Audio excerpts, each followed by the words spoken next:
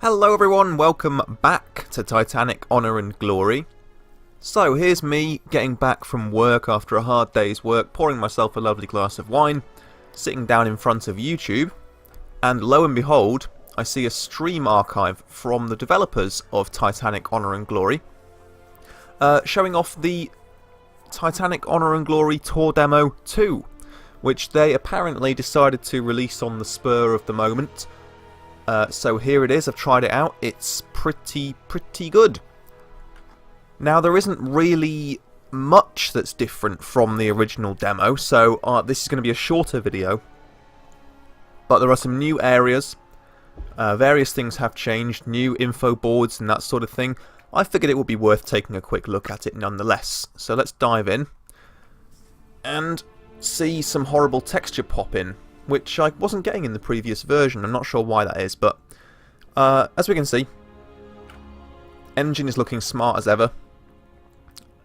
Main differences are, this demo is set in daylight. They said they wanted to show off their environments in daylight, as you can see.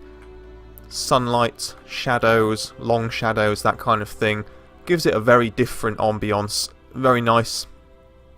Also, there is the addition of creepy environmental background music now, wherever you go. It's not just the classical music playing in the second class saloon here. Wherever you go in the demo, there is some new stuff. In terms of soundtrack and stuff, not really any sound effects, but you know. Still early days for this project. Very much coming along nicely though.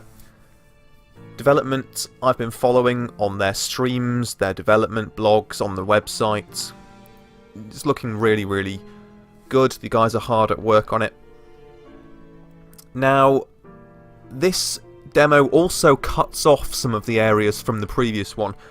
Most notably the areas down on F deck. And some of the rooms are shut down now. There's no opening and closing doors in this demo. If a door is closed, it cannot be opened like that, which just gives you a better indication of where you can and can't go. So, this is the same sort of thing. The first class passengers boarded the Titanic at Southampton through these doors. Let's have a look round. Welcome to Demo 2. Press I to toggle info boxes, press M toggle music. A little bit of hastily written grammar in this one, I've noticed. Allow me to be an absolute pedant and correct it whenever I see it. If you enjoy this demo, please consider contributing at our website, www.titanichg.com. Do consider doing that, guys. Now, there is a big sort of layered floor plan of the Titanic on the download page for this demo, which I will put in the description of this video, which shows that some areas are traversable, some areas are not traversable but are visible. So there is an invisible wall here, as you can see, cannot get past it, but can see down the corridor.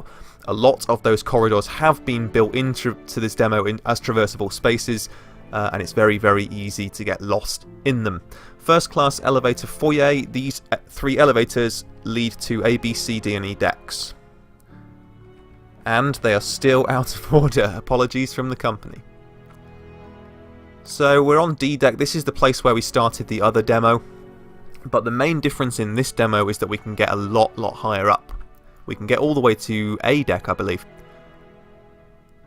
In this room, first class passengers would meet before entering the dining saloon for dinner. After dinner, tea and light fare will be served as the orchestra played tunes of the day. Tunes of the day. So because this is in daylight, a few of the places that you could see not very clearly in the previous demo are now clearly visible in this one. The most important example of that being this first class dining saloon. Meal service in the first class dining saloon was included in the price of a first class ticket. Sunday mornings the room would be used for religious services. The saloon was being set for breakfast during the iceberg collision. Pretty fucking cool. As you can see, lots of detail, as everything in this game so far I've seen is just incredibly detailed.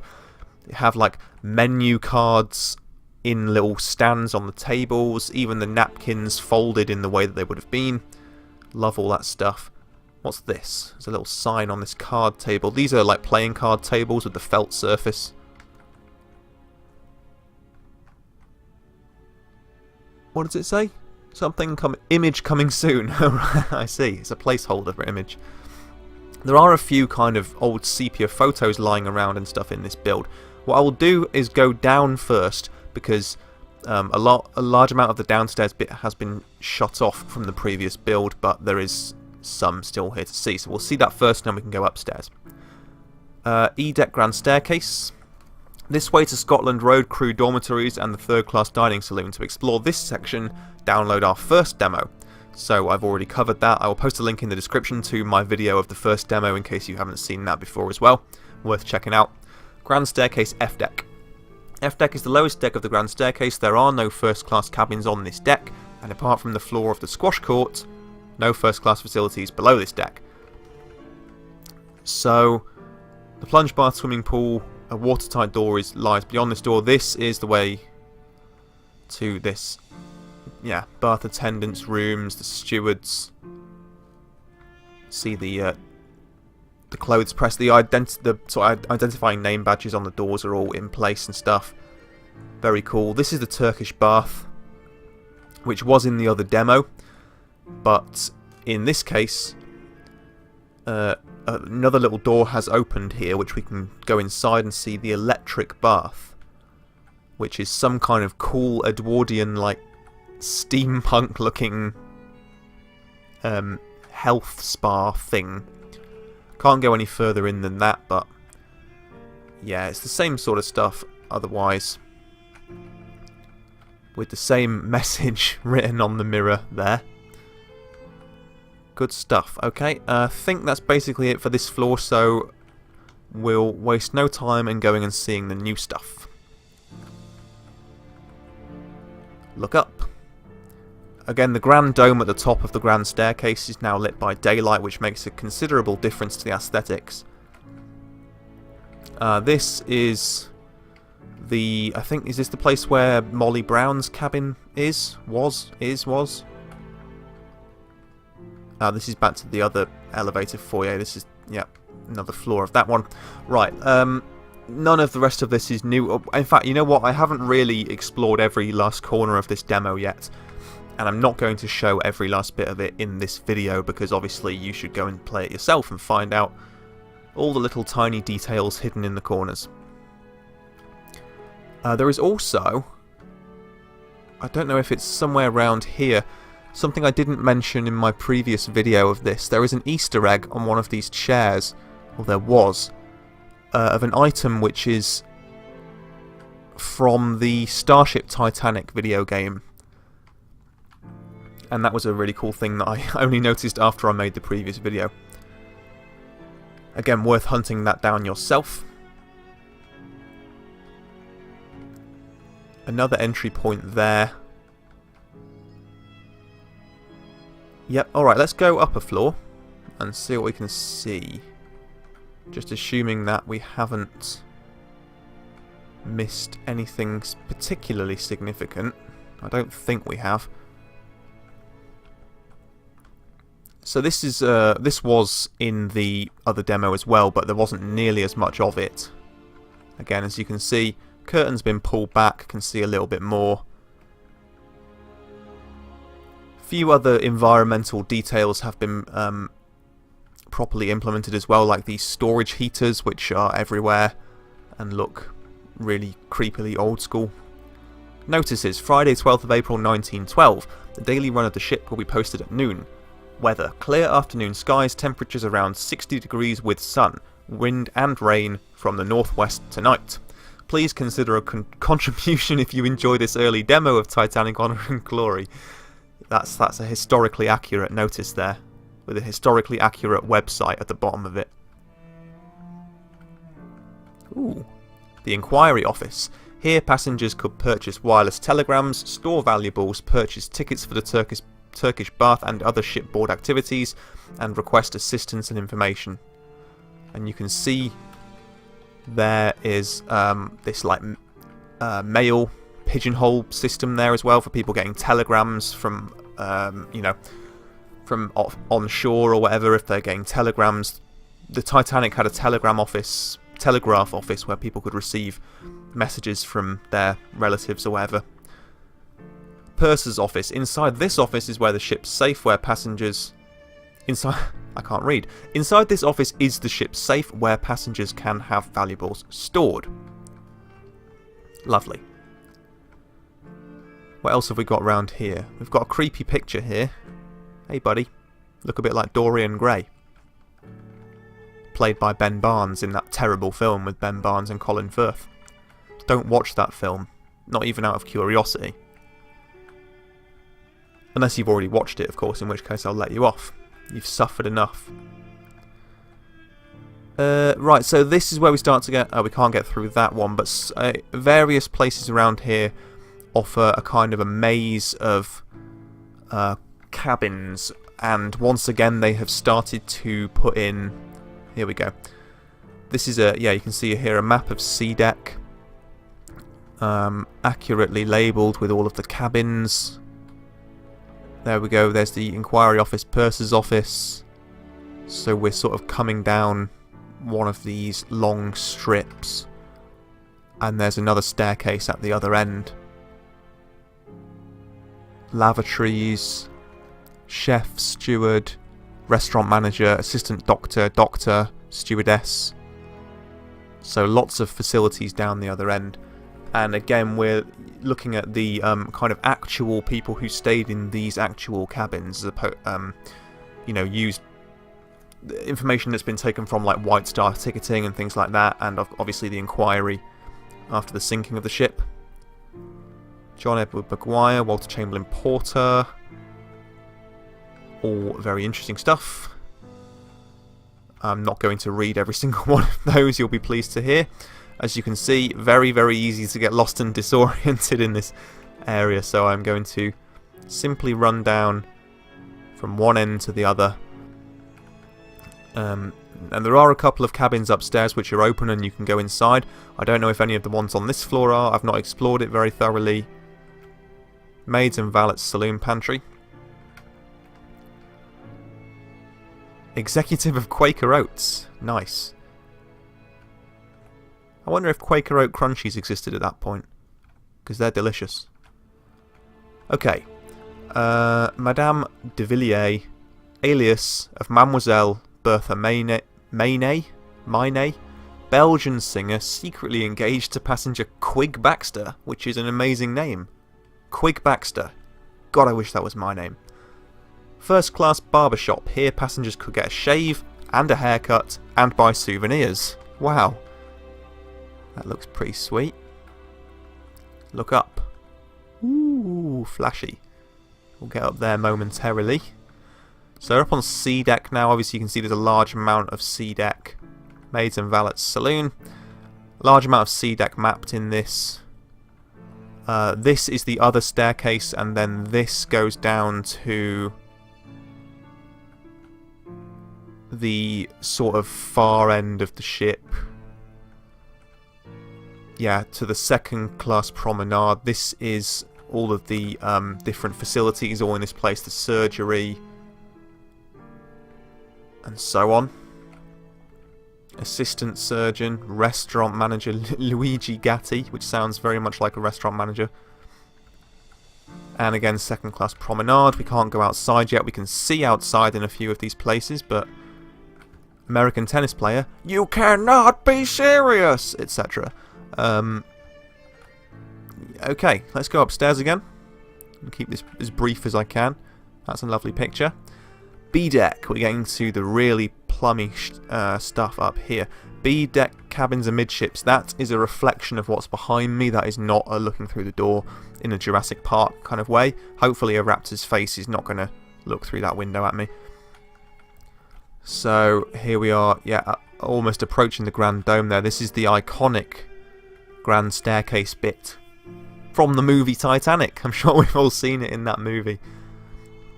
Restaurant reception room known as the Palm Room by passengers. They enjoyed afternoon music from the ship's trio and had coffee and refreshments. The ship's trio, of course, famously playing that tune, which is a massively depressing tune, Near My God to Thee, as the ship sank, and I think they all drowned.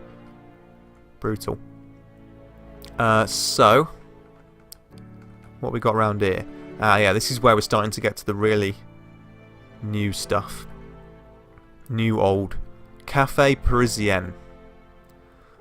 This cafe is designed to resemble a patio cafe in France, complete with artificial vines and windows open to the sea air. Passengers could relax and order tea and pastries, served by authentic French waiters who were indeed actually Italian. There you go. And we can actually see out into the sunshine. Lovely. And yeah, so there are these like fake vines apparently, and these trellises on the walls, these kind of not parquet, trellis ceilings and stuff. Really cool stuff. And there's like a champagne ice bucket there. Lovely reflective effects on that. Let's have a little stroll down here, see what we can see. We can see a big cake serving thing loaded with cake plates so people can get their pastries. What's this? It's a picture of someone who looks like they are from the 1960s rather than the 1910s. I think these little pictures, of which there are a few hidden around in the demo, are of the developers, I think. I could be wrong. That was my sort of interpretation of them from looking at them a little bit. That's another door to the second class promenade. So again, you're seeing we're sort of approaching the kind of the large promenade bits at the either end of the ship here. Recess for coats and hats. Nice. Very well thought out. And this, April the 12th, 1912 menu. English breakfast 3 and 6. That is 3 shillings and 6 pence if you don't talk old money. 3 shillings and 6 pence. A shilling was originally 5 pence, and there were 12 pence in a... No, I can't... Well, it doesn't matter. Right, 3 shillings and 6 pence, right?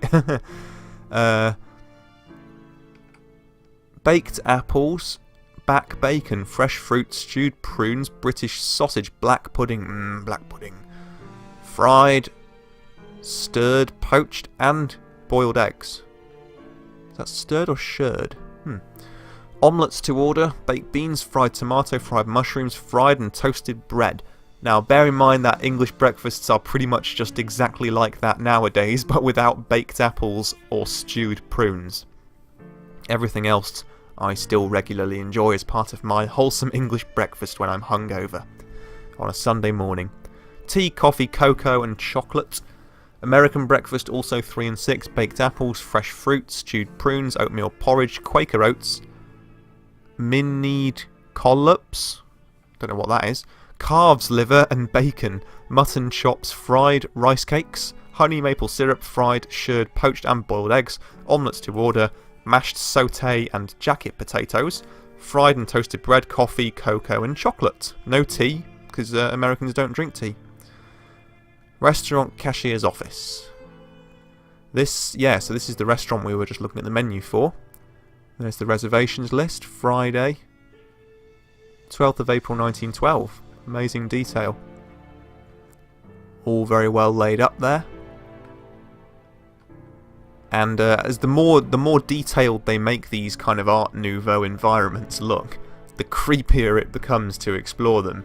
I really recommend downloading this demo and exploring it for yourself, because it's really, really pretty freaky and disturbing in a very, very good way.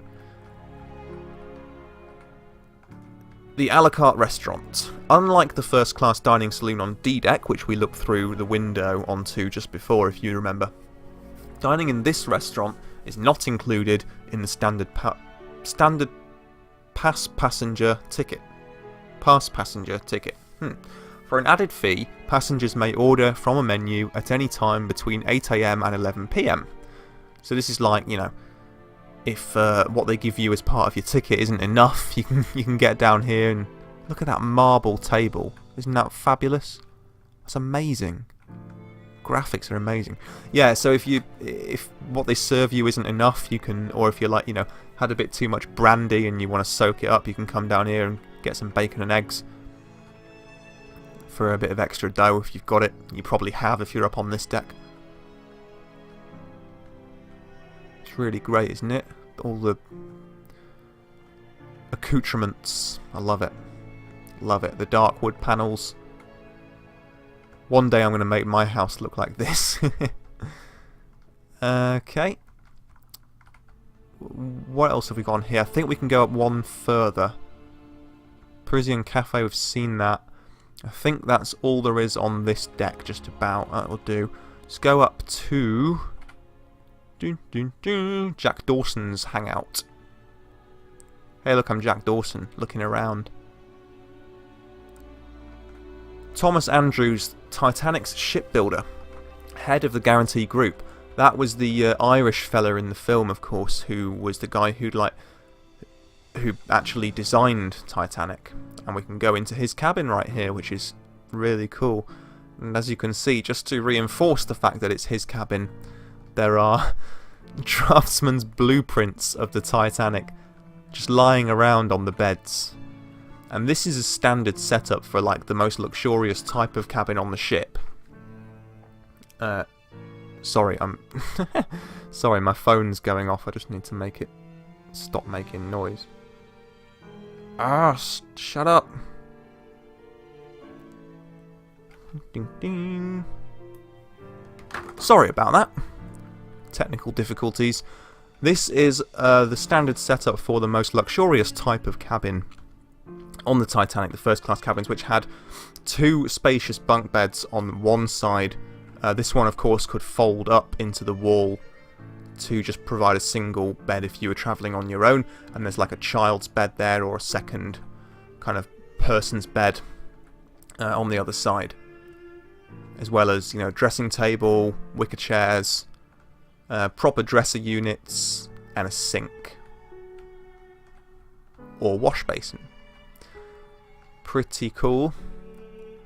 I think there's another one of those we can go in around here as well.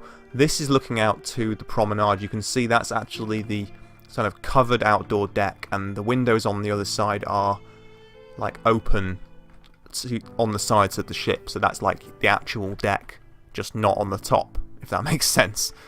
One of the promenade decks. Over here we have two lounge and deck pantry to A deck promenade. That's what we're looking at there, the A deck promenade. This way to the lounge. In the lounge, passengers could gather to read, have refreshments, play board games and socialise in a room resembling a great palace in France. Nice. Like the Palace of Versailles or something. To A deck promenade again. More storage, heaters and that. First class smoke room. A retreat for men to smoke, drink, gamble and talk business amid an atmosphere of smoke and mahogany, I think they mean mahogany, inlaid with mother of pearl. Sounds luxurious. A service bell there to call the servants in. Same thing, the smoke room. We can't really see in there yet. And it's the other side of the A deck promenade. That one is the side with the sun on, as you can see. See if we can go down this side. Francis Brown until he disembarked in Queenstown, Ireland. And there's the A deck promenade there. Pretty cool. This is another cabin here of one of the other passengers. Something on there. What is that? It looks like a camera lens. Yep, another sort of standard kind of first class cabin here, but with the opposite kind of layout, as you can see, being on the other side of the ship. And I think that is going to do me for this video. Of course, please download this, and if you enjoy it, do go onto their website and let them know what you think. And more importantly, give them money, because this game, I really want to play this game. And I want you to pay for it, because I've already paid for it and don't want to pay for it again. Thank you very much for watching. I hope you enjoyed another little look at Titanic Honor and Glory. Of course, if they do make any more of these demos, I will make another video of each one they put out. They did say their original plan was to only make one environmental demo, and this one was a spur-of-the-moment decision. That is aside from the early access demo, which is coming to backers of the project, including me, so I will cover that one when it comes out, and anything else that comes out before or after it. Thank you very much for watching. If you did enjoy this, please press like, and I'll see you next time for more of whatever I play next. Take care and goodbye!